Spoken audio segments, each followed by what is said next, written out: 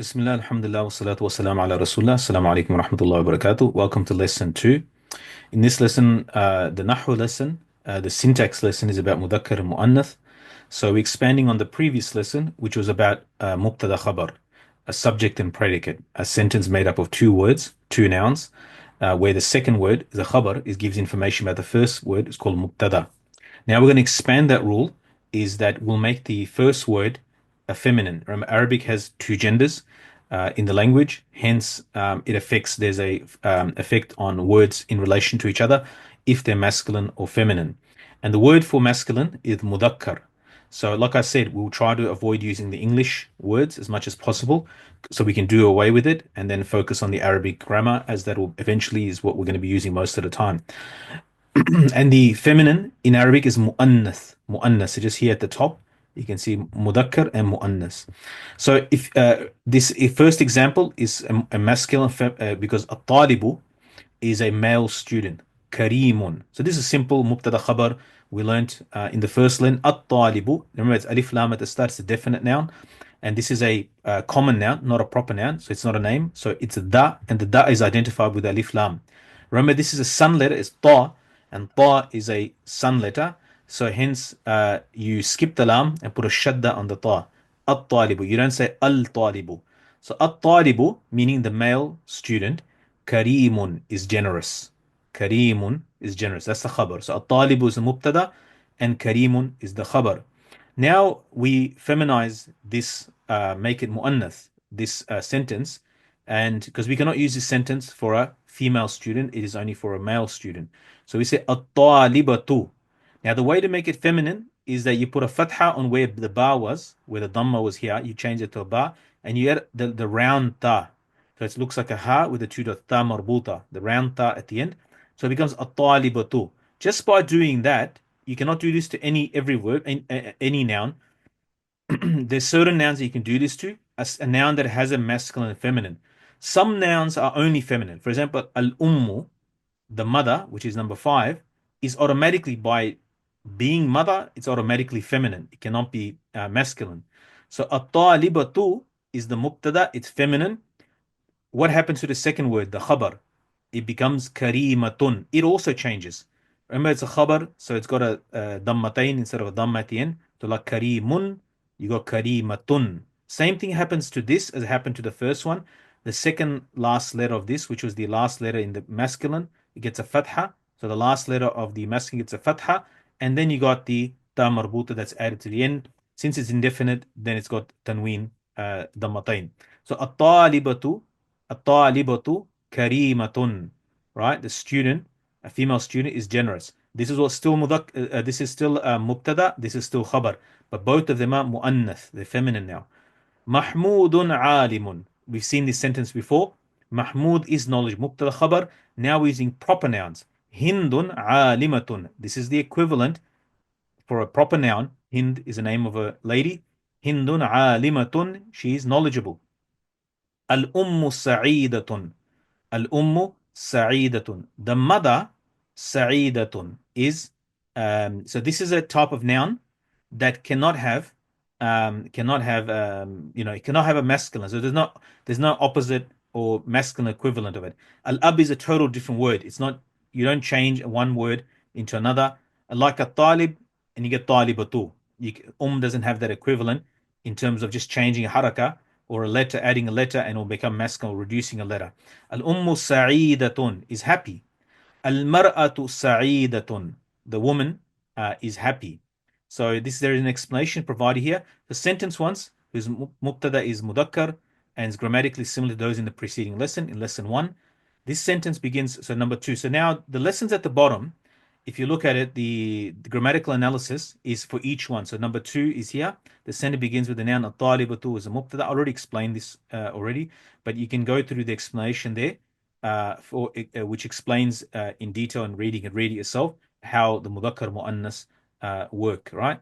Number 3, the sentence grammatically is the same as sentence 1, except that the mubtada Mahmud is a proper name, which I explained already. Number 4, so just what I explained to you is in written form here as well.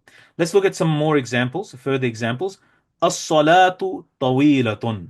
The salat is long, right? So as-salat is a mubtada, As-salatu, because it's got the ta marbut at the end, is feminine. There is no masculine equivalent of it. As-salatu is feminine by just having ta marbuta. Most words that have ta marbuta, the round ta at the end, are feminine. Not always, not always, but that is a sign of being a word being feminine. And you can see the khabar is also feminine, tawilatun. So you say ar-rajulu tawilun. The man is tall. So salat can mean long or tall, right? It can mean either. It can go either way. But here, talking about long, a long salat, probably in time, right? It's talking about the imam prayed an extra long salat. So as-salatu tawilatun is long, right? And the same word can be used for tall as well, right? As-salatu, if you were to say the man is tall, you say ar-rajulu tawilun. You wouldn't have the ta marbuta in both. Obviously, the rajul is masculine already. Tawilun, the khabar will also be tawilun. As-salatu tawilat. As-salatu is mu'annath, hence the khabar is also mu'annath. Tawilatun. Al-hayatu ladhidatun. Life is ladhidatun. Ladhida can be used for delicious, but also sweet, or here in this case, been translated as enjoyable. Life is enjoyable. Literally, would be the life is enjoyable, right? But it wouldn't. The translation would not work in English. So the best translation is life. Life is enjoyable. Al bintu, the girl, and bint can be used for daughter as well. But the girl is young, صغيرة. صغيرة can mean small as well, but here it's being used in the meaning of being young. البنت صغيرة, right? البنت is mu'annath, right? Because it's a girl, and صغيرة is also mu'annath. If you say for a boy, الولد, the boy, صغير, صغير without the ta. العمر قصير, life is short. العمر قصير. مذكر masculine, right? And مبتدا خبر. المدينة قديمة. This city, we're not talking about a specific city like Al-Madinah al-Munawwara, right? The Prophet's city. Sometimes Al-Madinah just means Madinah Munawwara, but here just in generic sense. It could be talking about any city. Al-Madinatu qadimatun. Madinatu is mu'annath. Why? Because you can notice the ta at the end of it. It's mu'annath. Qadimatun. Why are certain words inanimate object like a city, or life, or salat, muannas? That's just the way the language is, right? It's this is the rule of the language, and you just have to learn. So a quick way is if ta marbuta, but not always will word have ta marbuta, the round ta at the end. It will tell you feminine. It might not even have it, and it will still be feminine, right? And there's a elaborate system, but it's a matter of just memorizing the words. The ta marbuta gives it away straight away, and we assume that it's feminine. Qadimatun is old, right? البيت صغير. بيت المذكر is masculine, hence the khabar صغير is masculine. So in contrast to number 3, where صغيرة is used for bint. الحج واجب. Hajj is wajib, right? واجب, right? So the hajj is an obligation. We're talking about the hajj is an obligation.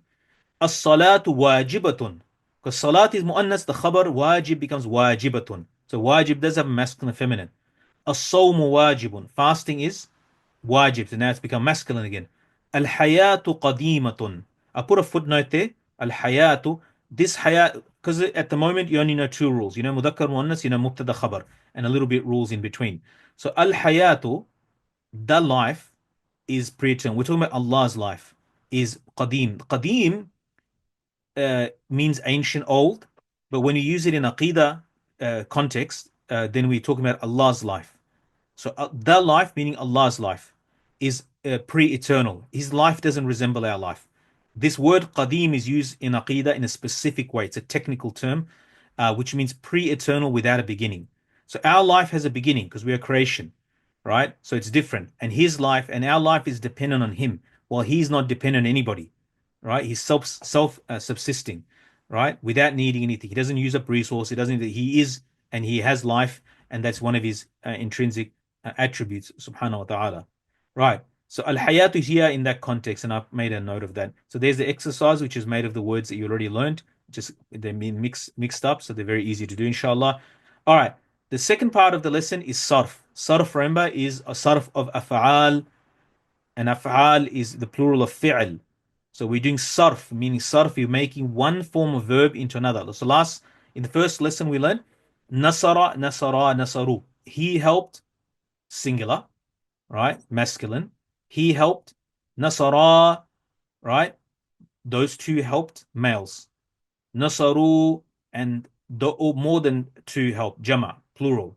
Nasara, nasara, nasaru. Nasara, nasara is what we did. And these three are mudhakkar. The equivalent of third person, because we're talking about third person, he, those two, those more than two. Now we got the feminine, nasarat. So it's the same as the first one right at the top. You always keep that first one as a tab. And a ta with a sukoon is added to mark the being feminine. Nasarat, she helped. She helped. And this also wahida. It's a singular, wahid.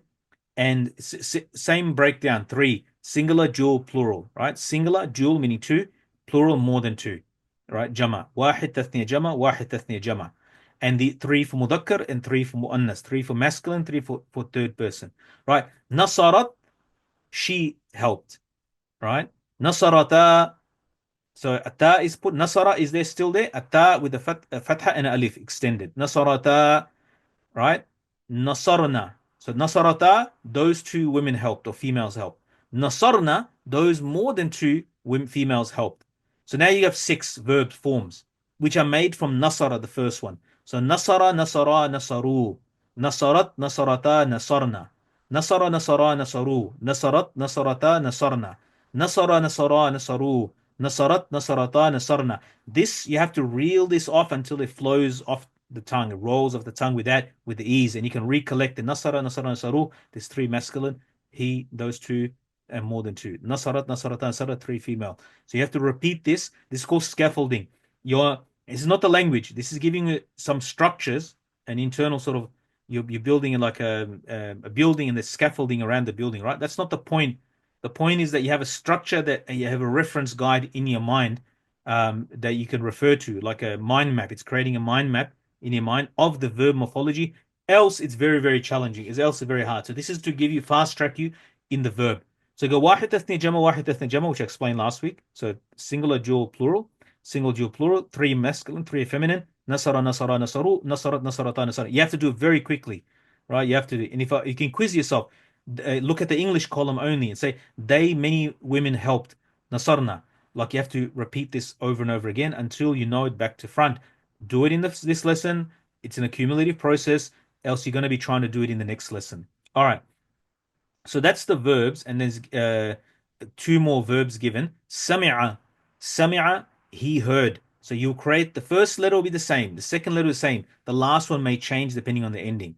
So if, for example, like Sami'a will be Sami'a, Sami'a, Sami'u. Sami'a, the sami part stays the same. Sami'a, Sami'a, Nasara. Notice the middle has changed, isn't it? Sami'a, heard. Sami'a, he heard. Sami'a with alif is those two males heard, and the rest, you do the rest, inshallah. I'm not going to give you all the answers. Maybe I gave you the answers already. Alima, same structure. Alima, alima, alimu. Right? Alima, he knew. Alima, those two males knew. Right? And that is to recreate that table like that for that. And wasafa. Wasafa, he described. Wasafa, those two males describe. Wasafu, wasf is an attribute or description. All right. So I hope that's clear, inshallah. So those three verbs in that form, and you reel off these wasafa, wasafa, wasafa till the end, and nasara, nasara, nasaru, and sami'a, sami'a till the end, and you keep repeating them. Try to figure out. Okay, then look at the Arabic only, translate it. Then look at the English only, and try to say the Arabic. So you know it both ways, strong, inshallah. And this table keep building up to 14, inshallah. As for the hadith to memorize, Al-Ghariqu Shahidun. Simple, another mubtada khabar, a sentence. I tried to find a muannas, just only mubtada khabar, but I couldn't. The Messenger of Allah sallallahu alayhi wasallam said, Al-Ghariqu Shahidun. The drowned is a martyr, is shaheed, right? He's called a shaheed as Allah and angels are shahid. They are witness to shahid, shin alif, hadal, shahid, his entrance to Jannah. Another meaning could be that he's alive and has not died, and is as though he's present and shahid. Because a shaheed is not, as Allah subhanahu wa ta'ala mentioned in the Quran, that a shaheed has not, do not call them dead. So one of the categories of people, so other than the battlefield, which is the highest form of shaheed, There are ulama have enumerated, but if they put all the narrations together, is more than 60 or 70, something along those lines. I think Sheikh Zakaria rahmullah Kandalawi rahmullah in Al-Awjuz al-Masalik and Muwatta Malik in the commentary, he's enumerated all the different types of all the narration, quite a large number of people. But ultimately, the greatest shaheed is, of course, the shaheed of a battle facing the enemy and goes down facing the enemy. So al-ghariq, so this is another al-ghariq is the drowned person who drowns. Shaheed is a martyr, is a shaheed, martyr. We generally just say shaheed. So may Allah subhanahu wa ta'ala give us understanding and tawfiq. And inshallah, I'll see you at the next lesson.